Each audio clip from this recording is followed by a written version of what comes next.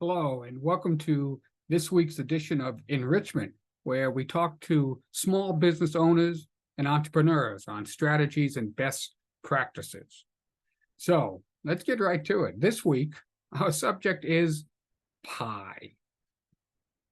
People who know me know that I have a story for almost everything. And I'm proud to say that some of those stories are mostly true. I even have a story about pie, squash pie, to be specific. For those of you who have never had squash pie, think pumpkin, but with a little less spice.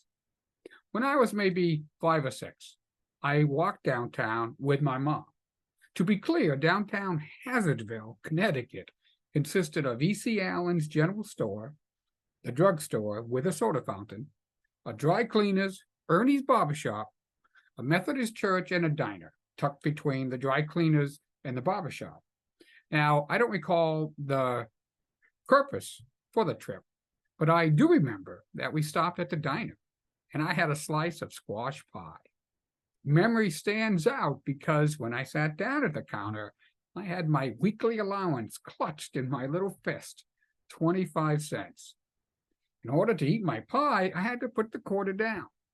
Unfortunately, I put it on the counter next to the pie, and when we left, I forgot about it. So on the walk home, I suddenly realized, my mistake. And I told my mom, we got to go back. I left my quarter on the counter.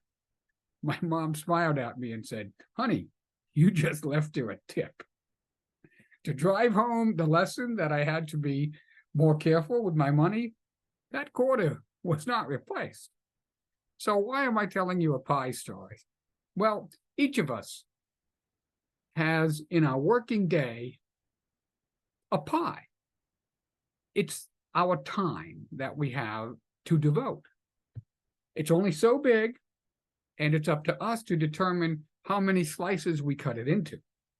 Each one of the slices represents a client we need to assist or a task that we need to get done that day. Now, if we cut a pie into 4 slices, everyone's happy. If we cut it into 8 slices, most people are going to be satisfied. But if we cut it into 16, only those on a diet will be satisfied, and they'll be lying. If we try to cut it into 32 slices, it just becomes a complete mess, wasting everybody's time. Of course, you probably know where I'm going with this. Unless we prioritize our day, our tasks, and our clients, we'll be trying to give everybody a slice, and no one is going to be satisfied, much less happy. As a solo or small business owner, it's a challenge to balance our financial need for a certain number of clients with our ability to find the time to schedule and to satisfy all of those clients. One strategy that might help your daily or weekly planning is to consider putting together an actual pie chart.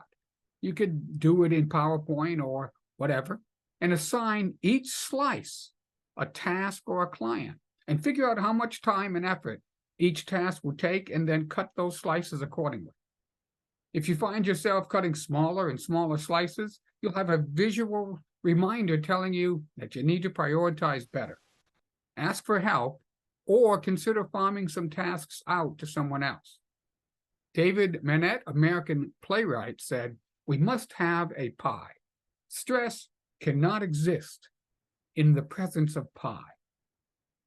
So I'm going to leave you with a couple of questions this week. Do you have days when you feel like you might have cut your pie into too many slices?